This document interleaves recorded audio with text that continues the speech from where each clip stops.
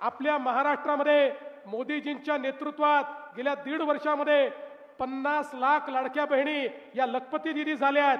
आता माझ्या मुखेडमधल्या ज्या लाडक्या बहिणी आहेत त्या तुम्हाला आशीर्वाद देणार आहेत, तुम्हाला निवडून देणार आहेत. त्यानंतर 1 वर्षांनी ज्यावेळेस मी येईल त्यावेळी सर्वात जास्त लखपती दिदी या मुखेडमध्ये असल्या पाहिजेत, अशा प्रकारची विनंती तुम्हाला करतो.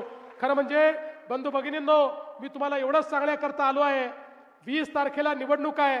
निवडणुकीमध्ये मागच्या वेळी लोक तर आपले, नगरसेवक तर आपले आले, पण थोड्या मतांनी नगराध्यक्ष आला नाही. त्यामुळे 5 वर्ष किती अडचणींचा सामना आपल्याला करावा लागला हे आपण बघितलंय.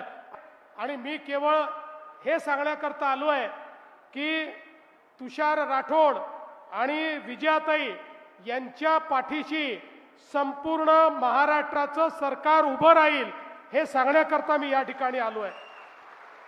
आज तुषार भाऊंच्या प्रयत्नांमुळे मुखेडसाठी 63 कोटीची पाणी पुरवठा योजना मंजूर झाली.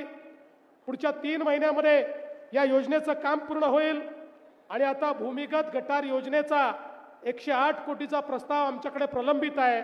मी आपल्याला आश्वासन देतो, निवडणूक संपल्यानंतर 15 दिवसाच्या आत या प्रस्तावाला मान्यता दिली जाईल आणि त्यालाही पूर्णपणे आपण निधी देऊ. एवढंच नाही तर आता मुखेडच्या आसपास खूप वस्ती झाली आहे आणि या वस्तीमध्ये ती नगरपालिकेच्या हद्दीबाहेर असल्यामुळे पैसे देता येत नाही, सुखसोयी करता येत नाहीत. आणि म्हणून मुखेडची हद्दवाढ करून या सगळ्या वस्त्या मुखेडमध्ये घेऊन हद्दवाढीचे पैसे त्या ठिकाणी देण्यात येतील आणि मोठ्या प्रमाणात ही कारवाई करण्यात येईल. हे अवर्षण प्रवण क्षेत्र आहे, त्यामुळे खरीपानंतर मोठ्या प्रमाणात लोकांचं स्थलांतरण होतं आणि म्हणून या ठिकाणी MIDC असली पाहिजे अशा प्रकारची मागणी ही तुषार भाऊंनी केली आहे. निश्चितपणे आपल्याला MIDC या ठिकाणी देऊ आणि नुसती MIDC नाही तर त्यात उद्योगही आले पाहिजेत, याकरता मोठ्या प्रमाणात आपल्याला मदत करू.